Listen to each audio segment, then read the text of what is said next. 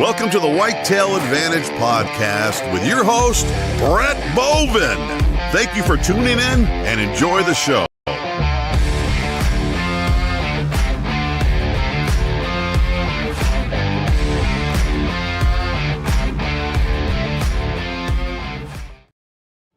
Oh, we're going on. Oh. Oh, shit, we're going. Oh boy. Shit, we're actually live. Double fist those bullets. Oh man, you know it. Yeah, we're not going to do an intro, but I'll at least say this. It's Tuesday, June 3rd, episode 155. Put your cord in the slot machine. Thank you to all the men and women in the military. And let's just pull up a chair to the lectern on campfire and have an awesome story tonight and learn some wild game cooking with our guest tonight, Hank. Hank, thank you for coming on the show, brother. Thanks for having me on. John, Squatch. What's going on? I don't like being in your spot, Brett. I don't like the spot. You got to move. I don't like it either, but things were moving around and I can't control it now at this point. I'm sorry. Oh, man. You're going to be I running the feel weird. show, apparently. You're up there in the top left. I feel weird now. I don't like it one bit. Let's try something else here. Yeah, it's not doing that either. Show arguing about placements on a screen that no one can see if they're listening. Well, to it I today. mean, it means a lot because Brett might get upset. Well, Brett is upset. Clearly, I mean, his face is turning red. No, don't do that camera angle shit. I hate it. See, that just means I should mute Brett. Either way, Hank. Again, thank you for coming on the show. Yeah, we do a little banter and we get off the rails once in a while, so I apologize. I'm sure you're already regretting coming on already. But not yet. Give me 5 minutes. Well, brother, can you give a little background about yourself? Sure. I live in the Twin Cities, and I've been running a wild food website called Hunter, Angler, Gardener, Cook since 2007, and I've been on most of the TV shows. I won a few cooking awards, a few writing awards. I've written 6 cookbooks. One literally just came out 3 days ago. And I basically have probably killed, cooked, and eaten damn near everything in North America smaller than a moose. Very Really? nice. Cool. I am closing in on the mythical small game slam. Oh, nice. You have to Yeah. fresh me up. What exactly is that? I invented it because nobody's ever done it. It's basically if to hunt, kill, and eat everything smaller than a pig in North America. And I think I got maybe 20 species still to go, but it's been kind of a fun journey and definitely good for some kitchen stories. Now, what is Oh. your most memorable one? Easy. So a guy named Brian Call, he's a guy from Utah. He runs a thing called, I think it's called Gritty Bowman. And so we're on the Mexican border in Arivaca in Arizona. And so this guy shoots a Coatimundi with his bow. And a Coatimundi basically looks like, I don't know, if a lemur and a raccoon had a love child, that's a coati. And they're legal. You can kill one a year in Arizona. So he sticks one with his bow, and I'm sick as a dog, right? So I get up in the next morning, and I'm like, oh God, I can't hunt. And he's skinning this thing in the kitchen of the Airbnb, which is hilarious. And I'm like, what are you gonna do? Like, I guess you caping it out for a mount or something? He's like, yeah. And then I'm gonna eat the meat. I'm like, well, what are you gonna do? He's like, oh, I'm just gonna throw it on the grill. I'm like, bro, you're gonna kill us all. So let me just step away from the carcass. Let me take care of it. And I basically braised it until it was tender and then grilled it over mesquite and then made tacos out of it. It was damn good. Wow. Nice. I've learned that any meat that's questionable is better as a taco. And also better when you cook the hell out of it. Oh, absolutely. Where's my question go? I always draw a blank on the name of it, but that silver, that like in the venison on the Silver skin. skin? Huh? Silver skin. Yeah. That silver skin? Yeah. Yeah. So this is my main question. I've been dying to ask you. All right. So when they eat venison, they're like, it tastes too gamey or it tastes too rough. I was always under the impression that it's always coming down to the cook who cooks up the meat and stuff like that. But in my opinion, it's that silver lining, that silver skin right there that's been left on the meat that could cause that effect. Is that true? Not really.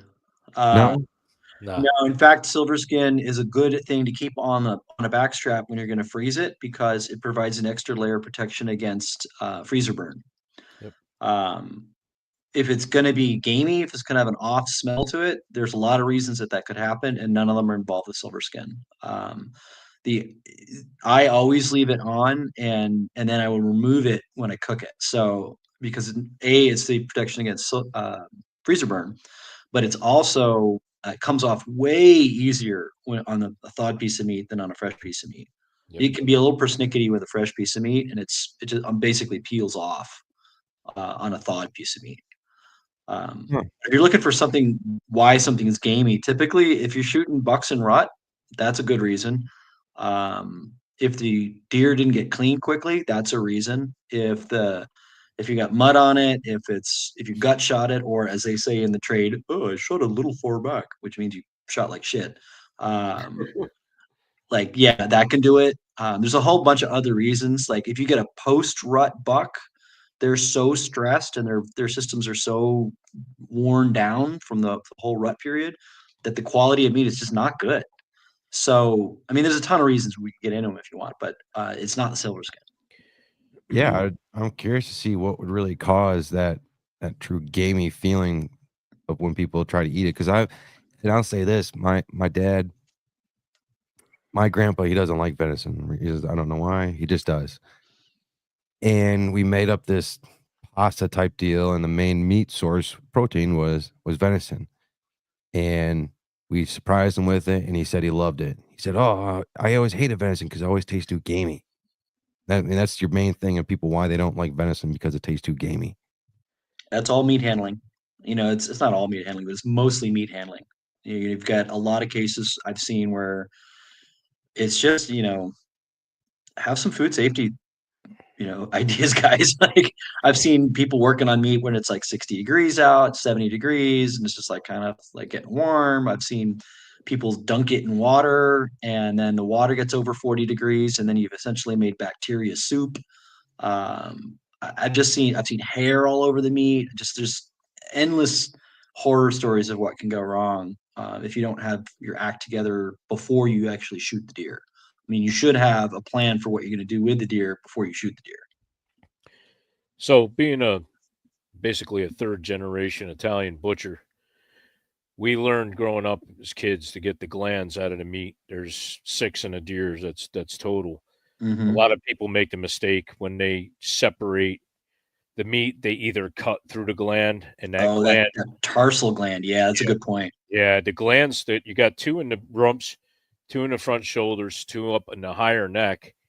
And what happens is people will take that meat, they cut through that gland, the gland secretes. And, let's be honest, your rumps, all your roasts and everything are coming out of the back, out of your rear hindquarters, and it contaminates the meat. And, not toot my own horn, but when I make venison, people think it's beef. They can't believe it doesn't have any gamey taste. But it's just like you said, Hank, it's all in the preparation. It's how you handle it from the time it hits the ground. That's, gutting and then, getting it hung up and, keeping the temperatures right for that deer. A lot of people think they can dry age deer in their garage. That's incorrect because you need a constant, temperature that's set in a dry condition. Apple coolers are good for that, and regular refrigerated systems are good for that. But to sit there and say, yeah, I dry aged that meat in my garage, and the temperatures went from, 20s at night and into the mid, 40s and maybe even the 50s in early season. Jeez, it's a scary thing. And you can get away with that for 48 hours, but yeah, not, I know, but it's so freaking risky, man. When, you sit there and you think about what people are, and I go to game dinners and I'm like, oh Lord, please protect me. 'Cause I don't know how they handle it and what they're making, but hopefully they cooked it good enough. So, but yeah, just a little interesting thing we learned as kids, not to cut those glands, get those glands out of the meat. You can cook a whole hind leg of a deer though, and you'll be fine because then when you get into it, you just remove that gland when you kind of get to it.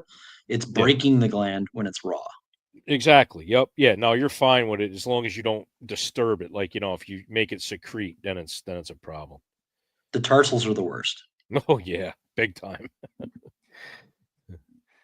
What would you say is your favorite venison recipe? I mean, I wrote an entire book on cooking venison. There's like 150 recipes in it. So it's like, which is your favorite child? And just like most parents, your favorite child kind of changes depending on how the childs are acting.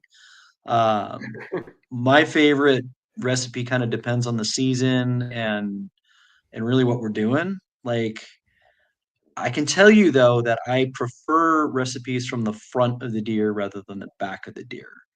So I would much rather play with shanks, shoulders, neck. Um, Deer tongue is pretty good. Deer heart is really good. The thing about back straps and hind leg roasts is they're fine, but they bore me. I'm a professional cook, so it's like, okay, here's another venison back strap. Great, here you go. And I made a nice sauce for it. Everyone's gonna enjoy it.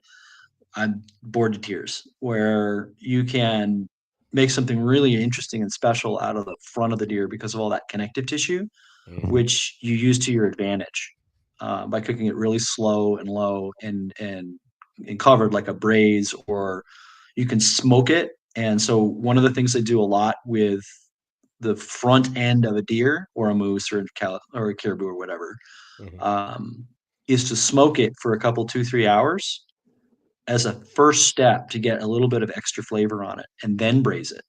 So what you have that with that 2-step is you get it's super tender. It makes the best barbacoa you've ever eaten in your life. And those are the things that excite me when I'm cooking deer meat. So I would never think to cook up the tongue. Oh yeah. Well, I mean, elk tongues and bison tongues and moose tongues are better because they're bigger.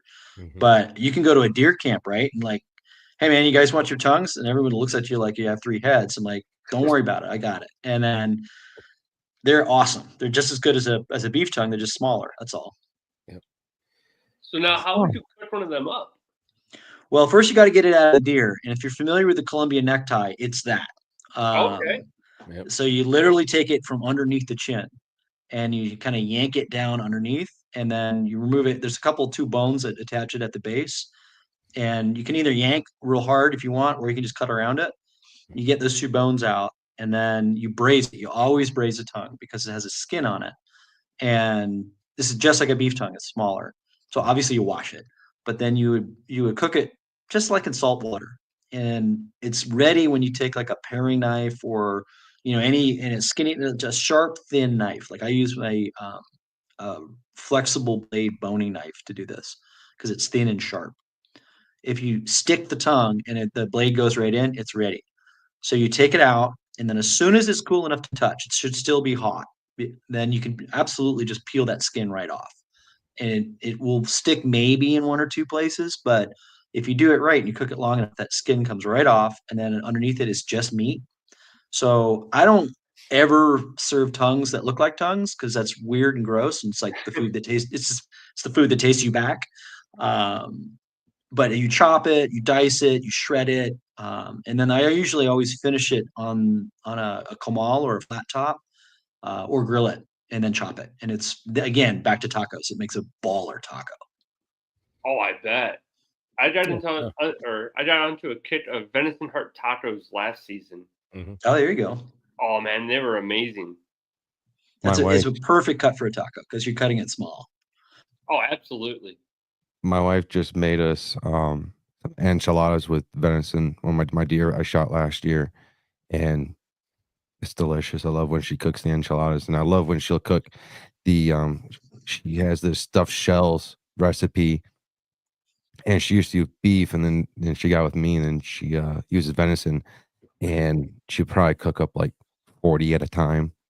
And like Italian stuffed shells? Yeah, like the Yeah, the stuffed shells, and then she'll just throw meat in it, and she'll use this. I can't remember the name of what it's called, and she'll lump it all together, and it's just this meat little ball type deal, and wrapped in a salami shell. And oh man, I can eat 20 of those in one sitting, and they're delicious. I love when she cooks them. They sound good. Yeah. I want to get her. I asked her like, hey, because I know John's been working on this cookbook, and I was like, hey, Charity, can I have those recipes for those too? And she goes, no, they're fucking mine. You ain't getting them. Wow. So I'll squeeze it out. But, so Hank, go ahead, bro. I'm sorry. Oh no, you're good. Go ahead. I got 2 questions lined up. Yeah, I got one for him too, real quick. I just wanted to see while we're on that subject, because he was talking about how he makes the tongue. I was just wondering, do you have any special marinades? Like, what's your go-to marinade? Like when you're, I know it's going to vary with the cuts of meat, but give me one of your typical go-to marinades for venison. I actually don't use marinades very often. Okay. Because they really only touch the surface of the meat. Salt will get all the way to the center, but all the other stuff really sits on the surface, and it's not a terrible idea, but it's not a lot of people have like, oh, it's my marinade, it's all my marinade. Well, it isn't. You're going to get a little bit of flavor residual on it from after cooking the meat, because it's just going to be in all the nooks and crannies of that piece of meat. Right. But really what you want to do is take that marinade and boil it, whatever it is. Okay. And so it's food safe, and then use it as a sauce after you finish cooking the deer. I would say the one that I use a lot is olive oil and soy sauce and pureed green or red chili. It's a mixture I learned in Baja, Mexico, that they use with arrachera or skirt steak. Okay. And it's it's just sort of like a Baja carne asada. You marinate, and it's just, I don't really do a lot of complicated stuff. I do complicated sauces, but I don't do complicated marinades. Gotcha. No, that's a good point. That's cool. I'll have to try that. That sounds pretty amazing right there. Yeah. I'm just trying to remember what I have in my freezer right now. Like, man, I'm gonna pull that out for tomorrow. There you go. My first question is, I might have missed it in your intro, but you being a professional chef, where exactly have you all worked at? So my career track is kind of weird. I started as a line cook and a sous chef in Wisconsin when I went to the University of Wisconsin. And then I worked in New York, and I worked in Virginia. And I basically just bounced around professional kitchens. I was never an executive chef. I never had my own restaurant. And then I became a newspaper reporter for a long time. And when the newspaper business, basically shit the bed in the early 2000s, I shifted back into the kitchen, and I've basically been doing kinds of pop-ups ever since.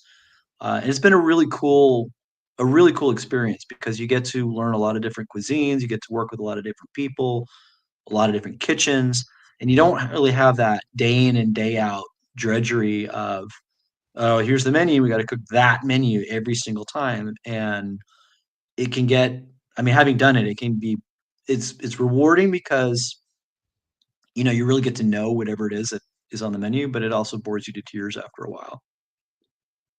What would you say was your favorite place that you worked, and one place that you learned the most from?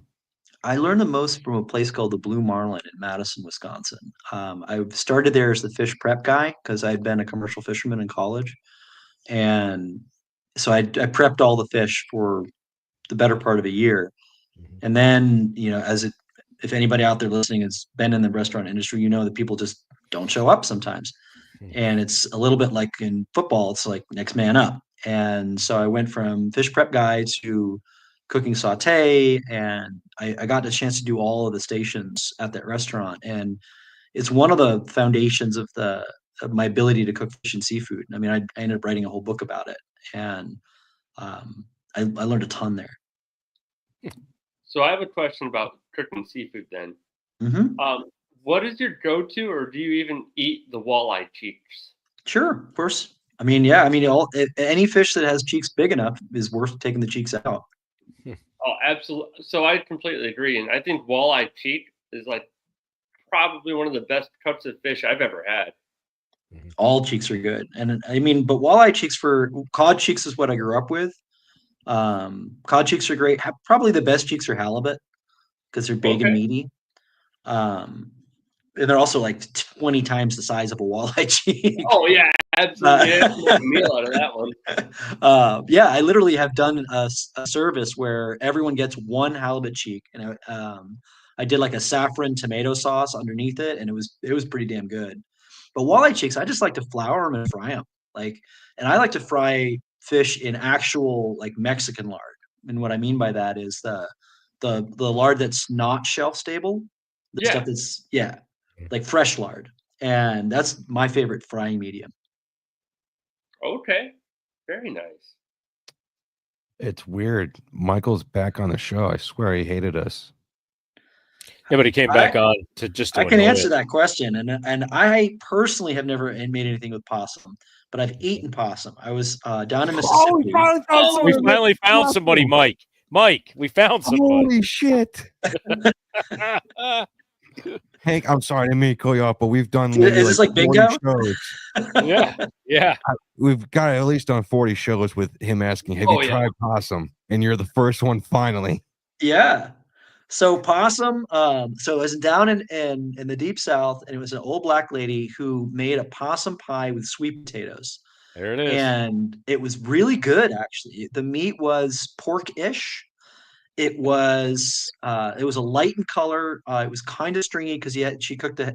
Well, there's an expression like, because possums will eat anything, right? Yeah. So a lot of people who eat possums, they'll catch them. And what this lady says, you got to feed the nasty out of them. And so she fed this possum like kitchen scraps for like a week, and then murdered this poor thing. Because if you feed a possum for a week, it's your friend. And he made a bad choice because she killed him and cooked him in a pot and served him with sweet potatoes, and it was pretty good. Wow. We called it though. It's gonna be someone from down south. Yeah. Yeah, we said that. We said that. Yep. Wow, you have to cook them out. Wow. I don't. Let me ask I'll put it this way. I won't go out of my way to kill and eat a possum. Like, it was fine, but it was fine. Did it taste like porcupine is much better. I am a big fan of porcupine. That is for sure. I had John that a couple different times.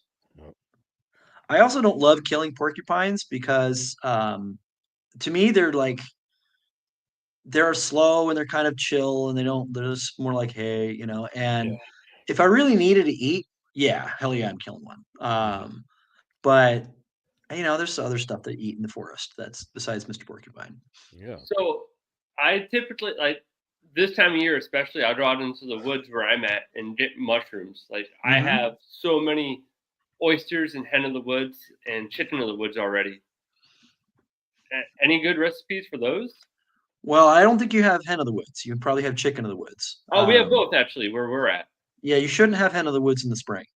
They're a fall mushroom. Oh, okay. Chicken of the woods. Yeah, so that's the orange one that grows in like a shelf. One? Yeah, that's chicken of the woods. Yeah, those are just starting to come out. Those I like, and those are really good. I mean, they call them chicken of the woods because they're not that different from chicken breast. I mean, I've done them on the grill just like a chicken breast, and they turn out amazing. I like them. Don't dry them because they basically become wood. Yep. Yeah, I found that out the first time. Yeah. So don't dry them. One good way to preserve them is to cook them, and just real simple with salt and olive oil or butter or something, and then cook them as if you're going to eat them that night, and then let it cool and vacuum seal that. And that's a great way to preserve it. Yep, that's what I've done before. And then I've also made like a almost like a pulled pork with them. Oh, that's cool. And that was really good. And then we had the lobster claw mushrooms. I found those. Oh yeah, those are fun. And oh my gosh, those are amazing. I made like a lobster claw poor boy sandwich, and man, those you can dry. Oh, can you? You can. Lobsters dry better than chickens, and then lobsters are great pickled. Really? Mm-hmm. No, you got to cook them. You can't just like put them in there raw, but you got to cook them and then you can pickle them, and they'll keep all year in the fridge. Now, Wow. what about? Have you ever tried anything with Old Man of the Woods?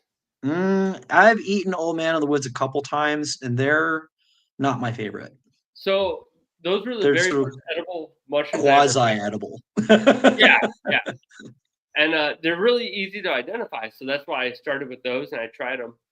And I was like, oh, mushrooms with eggs, you can't screw it up. So I made scrambled eggs, and I put Old Man of the Woods, and you know how it is. It turns those eggs completely black. Yeah. And oh my god, I couldn't get over the visual effect of it because you eat with your eyes first. And, Murder eggs. man, I couldn't do it. It's like emo eggs. Exactly. Yeah. I had questions too, and then I just got blindsided by. I got one for him if he's interested. I feel so at comfort and ease right now. I don't know why. Oh, that's all right. So Hank, I wanted to ask you, what do you think is the most underrated game meat? Underrated. Probably javelina. Javelina is probably that's the first thing that popped into my head.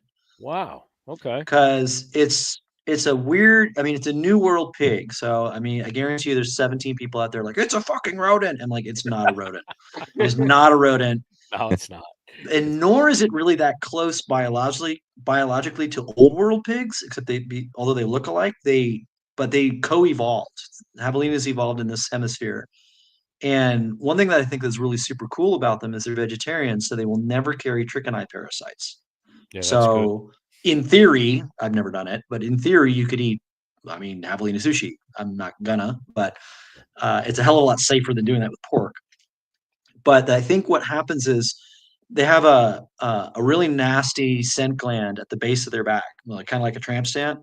Yep. And if while you're skinning that javelina and you rupture it, God help you, because it's like an oily thing. And what happens is the males kind of, they dig it, right? So like they're stinky on the outside, but that's that oil's on their fur. So people get all bent out of shape because like, oh, they stink, they're not edible, blah, blah, blah. Well, wear a pair of gloves when you skin the animal, because it's going to get on your fingers and it's going to get on your knife and it's going to get on everything. Skin the animal like you'd skin anything else. It's something special. Just don't nick that part. It's in the skin, so you wouldn't even see it unless you dick around in the skin there. Yeah. Take it off, take those gloves off, wash your knife, and proceed as normal, and you won't notice any smell.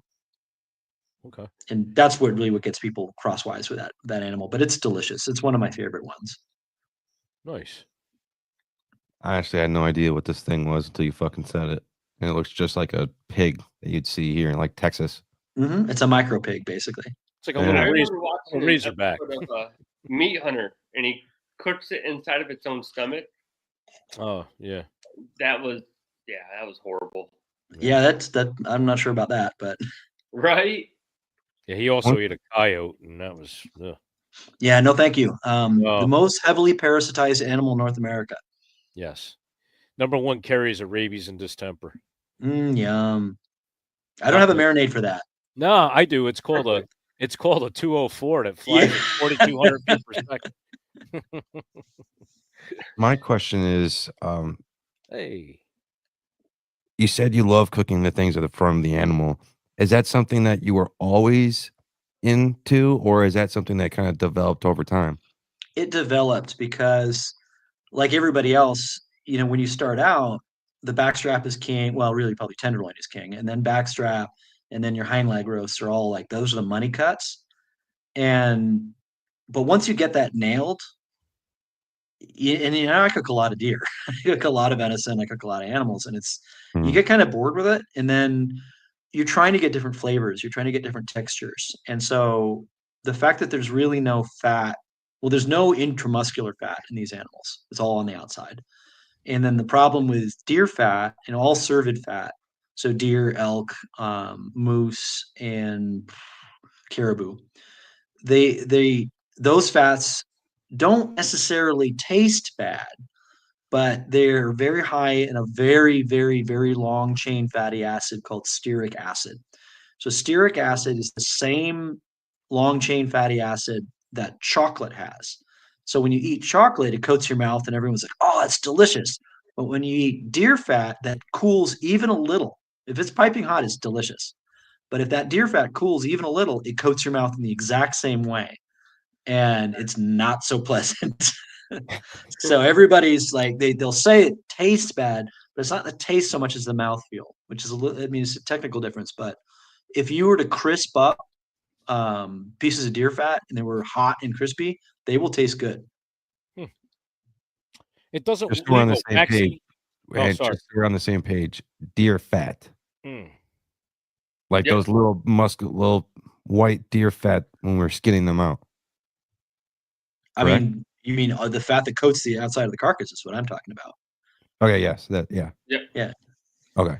The tallow. We're on the same page. Yeah, the tallow. Yeah. All right, so am I doing something wrong when I cook that? Because it always leaves like a really waxy, like flavored. It's literally what I just talked about for 3 minutes.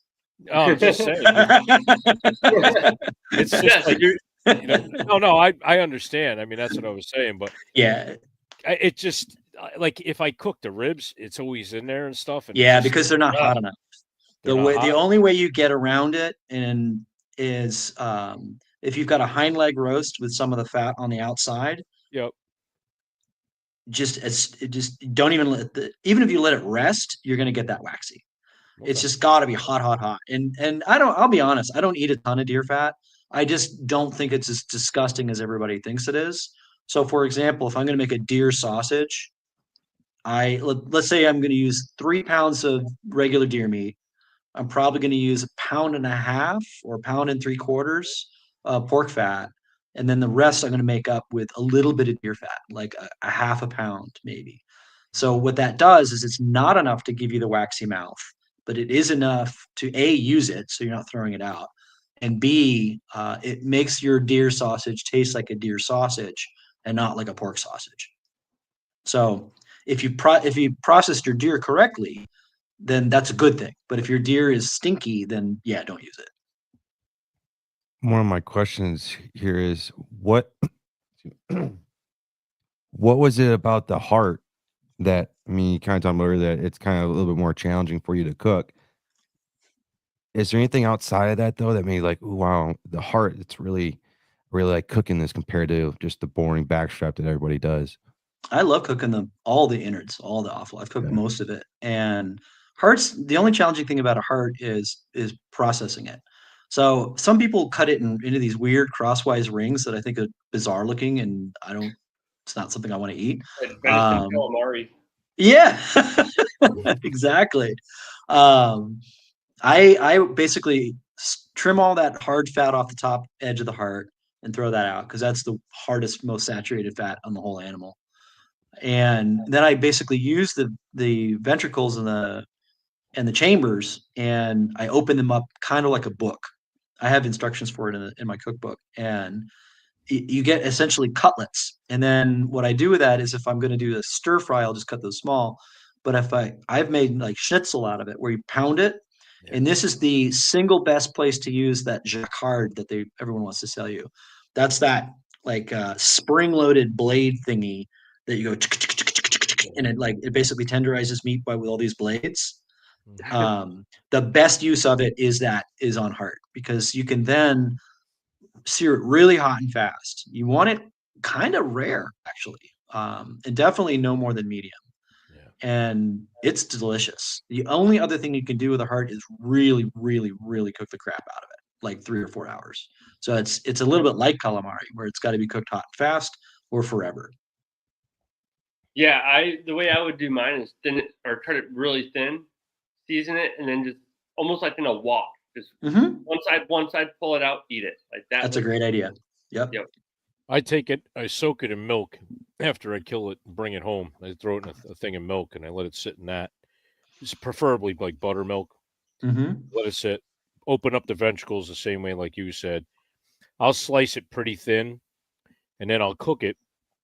But I do it with olive oil, garlic, peppers, onions, and I kind of make it like a stir fry. And it is a little, sometimes it's a little tough, but it's doable because it's thin.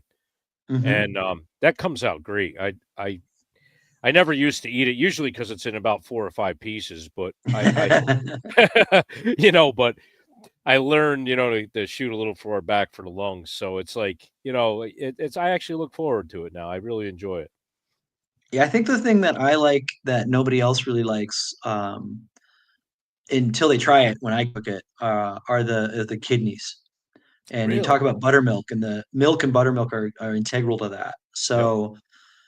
So kidneys, the English don't soak them at all, which I think is weird. But so I do a double soak on any large game animal kidneys. So you basically take them out, you take the fat off. There's a little thin membrane around each one that you have to peel off, but you can just do that with your fingers, Mhm. and then slice them in half lengthwise. So they look like a kidney bean. So you slice it in half, so it still looks like a kidney bean. It's just half a kidney bean. And then there's going to be some white gristly stuff in there. I will usually take that out with either a paring knife or with shears. And then that first night, it gets a soak in brine. So just a very simple brine, like a quarter cup of salt plus a quart of water. Mhm. And then that pulls a lot of smell and a lot of blood out.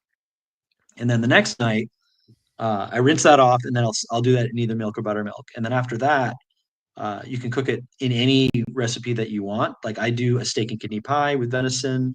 I do British deviled kidneys. There's a bunch of really good recipes that if I serve them to you, you're like, this is really good. What is this? I'm like, it's deer kidneys, and it's because of that soak that removes all of that, essentially piss smell. Yep. Yep. Oh shit! You have a video course on your website? I didn't see that. I do. I've been looking at your website now since I asked you to come on the show, and I didn't even see it. What the fuck? Can you talk about this real quick? I'm looking on it, and it looks like Venison 101, and it looks. It is, yeah. I did that with I don't think this company exists anymore, but it's I did this video course with them some years ago, and it was fun. It was fun. It's very high quality, and they basically wanted a venison 101, and there's a lot of butchering in it. There's a lot of very basic cooking skills in it. And I think it's still now. It's still there. I haven't heard from them in years, so hard to say. But it was fun to do, and when you watch it, it's pro. It's the real deal.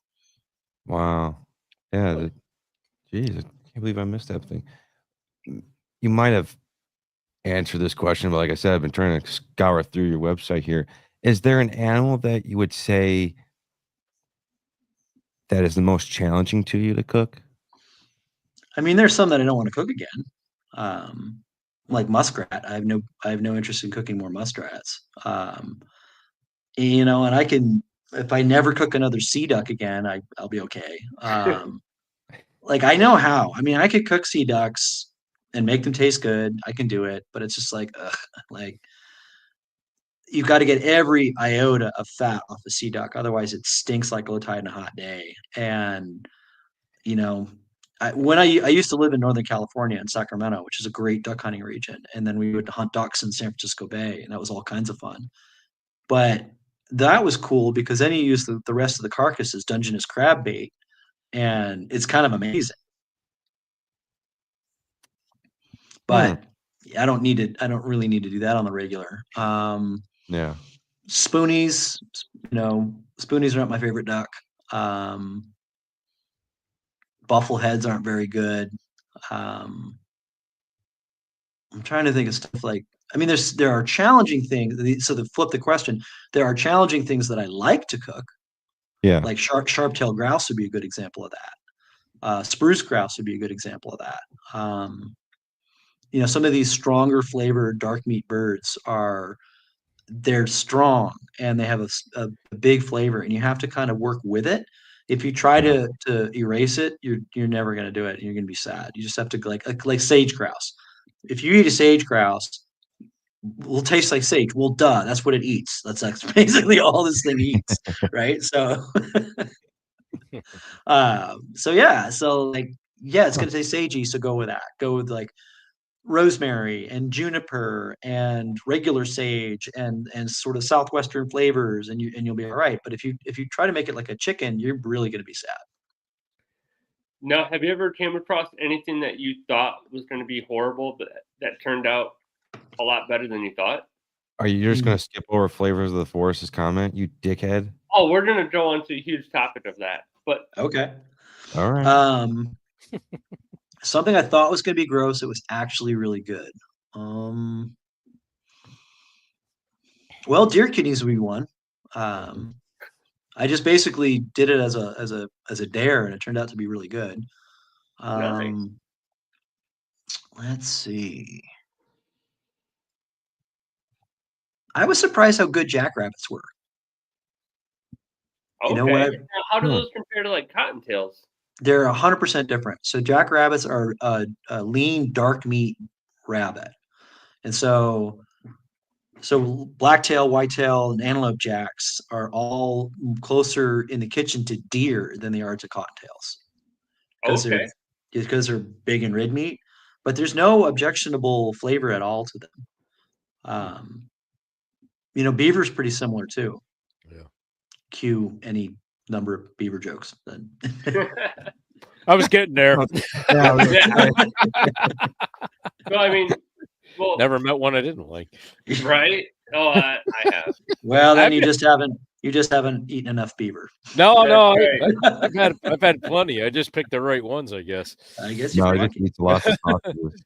But I mean, because mine is Brett. He doesn't know how to cook. But Squatch and I and Dave, the other guy that's on here sometimes, we all got teamed up with this company, Flavors of the Forest, Mhm. and they make a raw garlic dust. Yeah, it's awesome. And started off with just the raw garlic dust, and then they went spicy, and now they have so many different flavors. I think my favorite one is the lion's mane mushroom one. Mine's and- spicy. I like the spicy pepper. I love that one. Oh, that one's good too. Yeah. But the lion's mane mushroom garlic on my eggs every morning, dude, you can't beat it. Cool. But I know, My second favorite is the horseradish. oh, that's pretty tasty too. Good But stuff. I know Nelson, he's the main chef over there at Flavors of the Forest. I know he wants to really send you out some of your of his seasonings if you want. Yeah, I'll take a look at them. Yeah, Oh, they're absolutely. awesome stuff. They're shit. Wow, such a it's a rough crowd. Right, man, Brett. Come on. You know why? He didn't like putting raw garlic dust on his freaking Eggo waffle. That's the only damn thing. Oh God! Unless you're doing chicken and waffles, that might be Yeah. good. But You know, he thinks Italian cooks is like Chef Boyardee, and he sprinkles a little garlic powder on it. He's like, "Oh, this is great," you know. nice. Yeah, look at him. Look Hey, at him. hey. They're Hey. up in Oregon. We have a bond that is just on a different wavelength that no matter what can't be broken because they're Oregon fans up there. I'm an Oregon fan, and it's all love between us two. You're just a fan of the trannies and the liberals up there. It is Hey, Pride hey, Month, right? hey. You know, you're all This is over my it, bro. month. Don't fuck with it. Your transition is coming. Don't get all bent Yeah, out of don't shape. worry. You'll be all right. It's supposed to be a politically correct show, okay? Yeah. think that Flavor went out of the Forest and interview. everything we do is freeze dried. Yep. Freeze dried garlic dust. One question here before we kind of start wrapping up for the night, Hank, is obviously there's the big debate out there now with, I don't know if you want to consider a debate, but you have people that are anti-hunters and anti-meat, whatever you want to call it. And Vegan. what is the vegan? What is the actual health benefits from organic venison, wild game meat compared to buying meat from the store?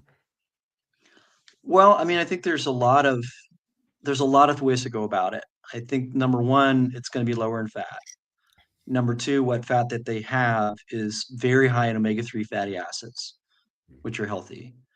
I think another piece to it is you're actually going out and taking charge of what you feed yourself and your family.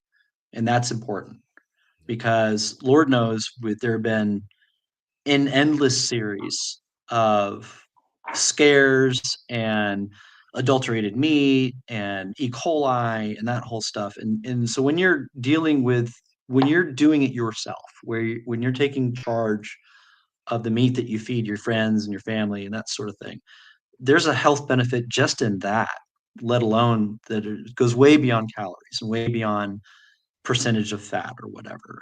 And and that's a huge piece to it. But venison is higher in protein than beef is, ounce per ounce. I mean, we can go through those kinds of things all day long. I think when it comes to ducks and geese, the fat in ducks and geese is one of the most healthy animal fats in the world. Um, if you render out, mallard or Canada goose or any wild duck fat, which I used to do on the regular when I lived in California, it is so unsaturated. It is liquid in a warm room, and it's actually better for you than butter. So there's a ton of different examples of just clean. It's just clean eating, really, is probably the best way to put it. And that's all the rage these days, where it's minimally processed, because even if you make your own sausage, you're making your own sausage.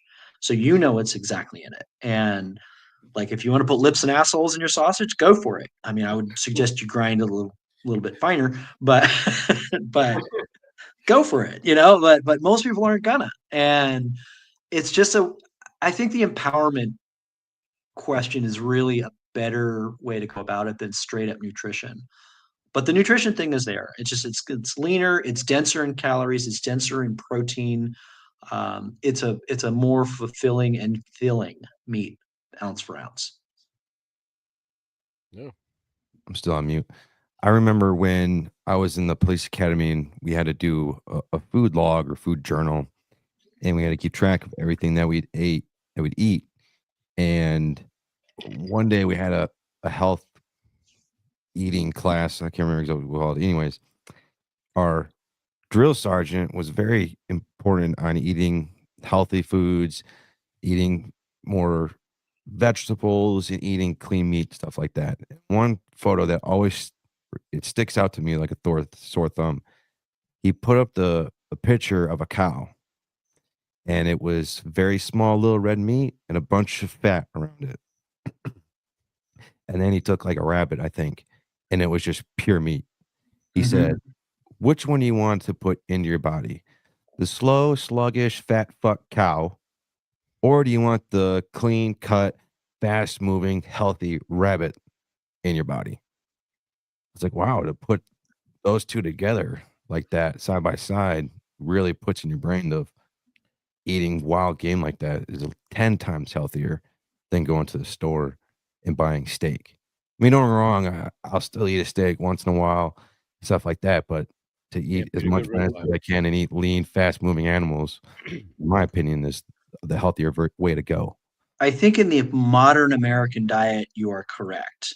However, one of the reasons why there is a lot of hate on things like jackrabbits, it comes from the Depression and the pioneer days, when people in the Great Plains got what was called rabbit sickness. And it was basically their only source of protein. And so they ate so much of these lean, fast moving animals that don't have any fat on them, that what it does is this lack of fat over time inhibits your ability to metabolize protein. So you actually get malnourished by eating you see it on the TV show Alone. That's a great example of it. Yeah. So if they're up there and they're snaring snowshoe hares, but they can't get those fatty lake trout, they're in trouble. So I think in the modern American diet, we get enough fat as it is, just by daily life of, I don't know, Krispy Kreme or whatever the hell we're eating, that when it comes time to cook a piece of meat, hell yeah, venison. But I just wanted to say that, like, if you are really anal and retentive about not eating any fat, that can actually be damaging to your body. Mm-hmm. Yeah, that's what he said. Like, you still need some fat in your body because that's your body naturally needs it. However, just don't consume it in large lump sums at one time, because then you're going to get slow and sluggish. And then doing more research into this, I started eating more, what are they called? Like macronutrients and micronutrients, and eating a lot more like greens with my meat itself, because because I hurt my knee in the police academy and still fucked to this day. But eating those greens along with the meat itself reduced the inflammation in my joints, and the overall health it gave to me just in the physical feeling of it, mentally over everything, I just felt with everything put together, I just felt 10 times healthier, 10 times happier with what I was putting into my diet. Oh yeah, I mean you can feel it just with. I mean, just to digress a little bit, like I'm drinking a beer right now, but if I think all of us listening to this know that we don't feel our best when we're pounding beers.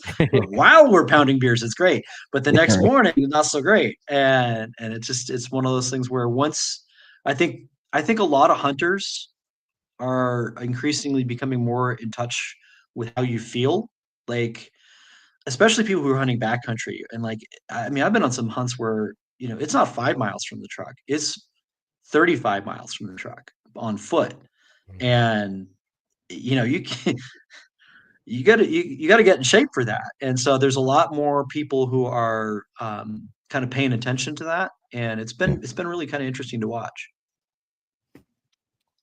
Squatch, Johnny, did you guys have any final questions for Hank? No, I think I'm good. I think I need to order his cookbooks. That's for sure. Yeah, I'm gonna fucking do that here. Yeah, That'd be great. Because apparently I can't cook, so I'm gonna. Well, we all know that. I'm gonna cook something up amazing, and I'm gonna say, "Yeah, fucking Hank showed me how to cook, bitches."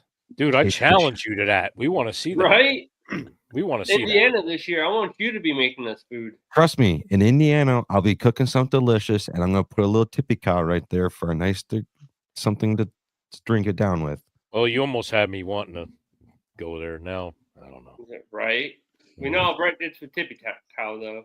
Yeah. I've not been drinking a lot because it's been a lot of sugary, and that's what it caused me to be turned into a fat fuck. So cut that out. So now I'll say this because everyone knows, at least should know.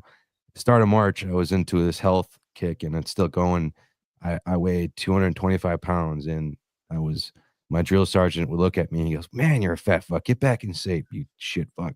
And now I'm down to 208. I cut tippy cow out. I'll still drink a beer or two here and there on the weekends, and just been running a lot, eating a little bit better, and working out as much. And yeah, I'm down to 208, and that's good. I feel a lot better what I was doing. Well, you're still ugly, but oh yeah, I'm ugly as shit. I mean, genetics are genetics, you know. Exactly. We'll send you a brown paper bag. That butterface. Wow. Hank, I got a couple rapid fire questions that I want to shoot your way though. Okay. All right. The answer is B. B. Nice. Besides like hunting and cooking, is there any other hobbies or interests that you have? I mean, I garden a lot. And I'm a forager, so I'm out in the woods all the time. Mm-hmm. So there's a lot of my life revolves around acquiring food somehow, and whether it's hunting or fishing or foraging. I think what were the other? I don't know, man. Like I'm. This is what I do. It's what I think I love about it is that there's so many facets of all three of those things, plus cooking, of course. There's always something new to learn. And especially because I only moved to Minnesota in 2023, learning the brand new environment, the brand new, all the different plants and the different ways of hunting, it's been really exciting. So I guess the answer to that is, learning new cool stuff. Is there a wild game animal you want to try eating that you haven't tried yet? God, I've killed most of them. I just didn't know if there's something out there like, man, I really want to. Oh yeah.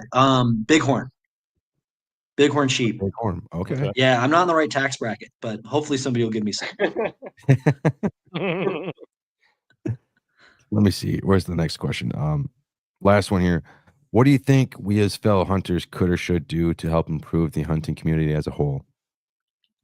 I think the answer is to feed them food. Like the best way to you're never going to turn an anti-hunter because their minds are already set up. But the most people in this country are neither anti-hunters or hunters. They're non-hunters, there's a difference. And so if you can feed them something that tastes good that you hunted, and they like, oh, this is really good. And they can see that one of the major reasons, if not the major reasons why we do what we do is to give ourselves and our friends and our family good, clean, healthy, delicious food, the approval rating for hunting skyrockets to like 80%. Mhm. And it's so I think cooking skills are for game and fish too. I mean, everyone's had bad fried fish, and it's just sort of sad. Oh, yeah. Um, and cooking skills will show off. It doesn't have to be fancy, but I mean, good, solid bedrock cooking skills will show off the game that we bring home and spend so much time to get.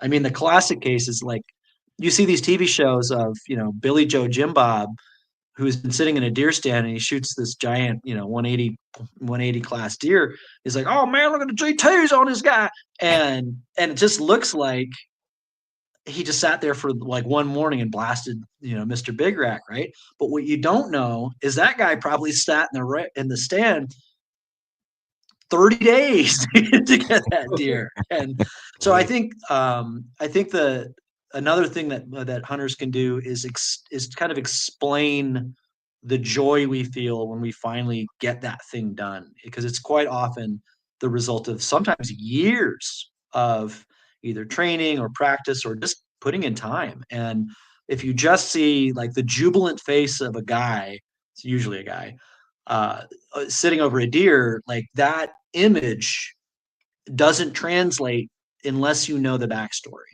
And so a lot of people who are ambivalent about hunting see that and they're like, why are you like so happy this thing died? And that's not what it is at all, but it can look like that. So being a little careful with that hero shot is another good tip to make non-hunters sympathetic to what we do. That's a perfect answer. Oh, absolutely. That's like a top 2 answer that we've had on the show. Well, thank you. I'm not just doing that just to pat your dick or anything like that. I mean, that comes later. But that costs extra. There we go. That's what I'm talking about. I mean, I need the two-fisted. I mean, and Squatch, sit on your hand. I need the stranger. Oh, I fucking love this guy. Hey, I got them big hands. Hey, oh, nice. Hank, thank you so much. I know you're a busy guy. I know you're getting a book tour coming up here soon. I want to say thank you so much from myself and everyone from the team here for coming on the show. We really appreciate it. It means a lot to us. Real quick. Thanks for having me on. I'm sad my camera didn't work. Yeah. It's okay. I'm sure you would have brushed the camera anyways. That's probably why. Yeah. I'm just kidding. Real quick, let me ask this question first. When does your book tour start? So it starts in the middle of June, so just a couple weeks away, and I'm going to be trying to get to all over the country by Christmas. So I've got about 35 events planned right now, and I'm going to try and I can't get to all 50 states, but I'm going to try and get to as many as I can. But you can get the book on Amazon. It's called Borderlands, Recipes and Stories from the Rio Grande to the Pacific, and it is the culmination of over 20 years of travel on both sides of the border. And it's not 100% hunting and fishing, but it's, I got to be me, right? So it's for every beef taco, there are things with venison and wild fish. And it's just a cool book. And it's going to be super fun to promote because it's going to have a little something for everybody in it. You have any stops in Michigan by chance? Not yet. I'm looking for a venue. So if you got an idea, I would love to go to Michigan because I have so many readers there and I love that state. I don't have a venue right now and I'm looking for one. So if you guys got ideas. I'll I feel like Kalamazoo or Portage would probably be the best place. Traverse City, Grand Rapids, even Lansing. But Grand Rapids have had a really good event before. I've not yet gone to Traverse City, but everybody tells me I need to go. And then Lansing, I've had a number of good events. You haven't been to Traverse City yet? Where? Traverse City? I have not been there yet. I need to. I would go there. I would love for you to come here to Kalamazoo because it's like right down the road from me. But if I find out that you're up in Traverse City, I'm going to take a vacation up there to Traverse City. It is beautiful up there. And it's just an amazing place up there. I almost moved my whole family up there because it's just so beautiful up there. I fished near there, so I know the region. Yeah. Well, Hank, thank you so much, man. Where can people find you and reach out to you and follow along your journey and order your book? Sure. The Instagram is probably where I'm most active. So I am Hunt Gather Cook on Instagram, and I have a Facebook group called Hunt Gather Cook. You can find me there. My website is huntgathercook.com, and that's the easiest way to find that. I also run an essay website where I do actual writing, not just recipes, called To the Bone, and that's on Substack. So those are really good ways to follow where I go. I think if you're interested in the book, you can get it Borderlands and all my other books on Amazon. That's probably the easiest way. You can also buy them directly from my website, which is Hunter Ingler Gardner Cook. That's about it. I mean, I'm pretty easy to find. Like I literally have a Wikipedia page. So it's Right on. so yeah, I can't hide real well. So if you want to find me, you'll find me. But I would say Instagram or my website are the two best places to go. So, which book in particular would you say would I look at solely for venison? For whitetail deer? Buck Moose, of course. Buck Moose. Yeah, it's an entire book dedicated to all things big game. So it's primarily venison, but There it is. yeah, here's the spoiler alert. Any venison recipe is going to work with antelope or moose or caribou or even bison. It's just a matter of size, and there are only sort of minor differences between one or the other. So buck moose, if you're a deer hunter, that's the book you need to start with. And by the way, Squatch. Yeah. You see that dish on the cover? Uh-huh. It looks damn near the way you cook deer heart, isn't it?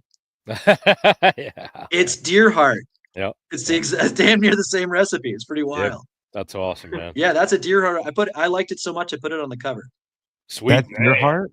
That's deer heart. Yeah, man. Yeah. Oh, that's badass. And that's kind of like a secret. Everybody thinks it's backstrap. I thought it was. Yep. Nah, that's I'm great. gonna have to save the heart from my deer this year. I'm gonna cook that fucker up. If you just shoot a boring deer and head shoot it. Yeah. Fuck it. I headshot. Well, actually, I didn't head shoot my deer this year. It scored 150. So I'm like, yeah, I'm not going to blow that skull up. But, yeah, we're gonna save it. But the year before, I shot 3 boring deer, and so they were all headshot.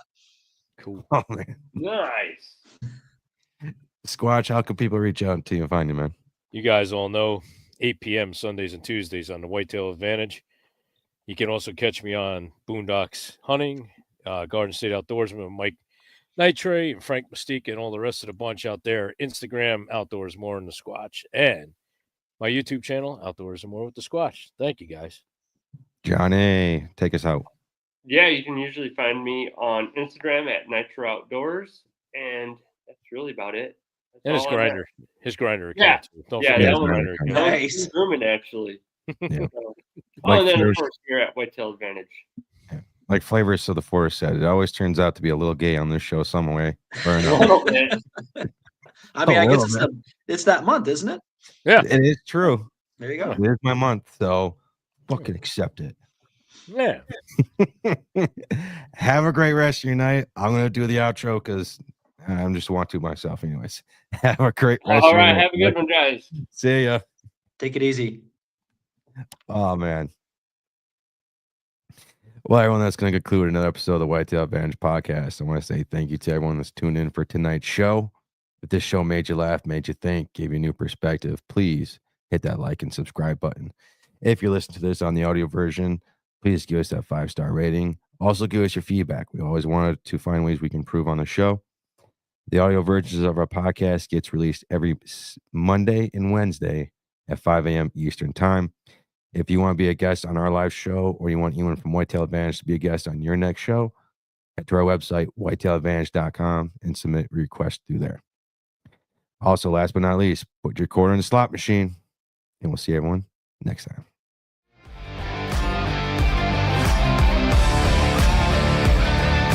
Thank you for tuning in to another episode of the Whitetail Advantage Podcast. We hope you enjoyed the show, and we will see you next time.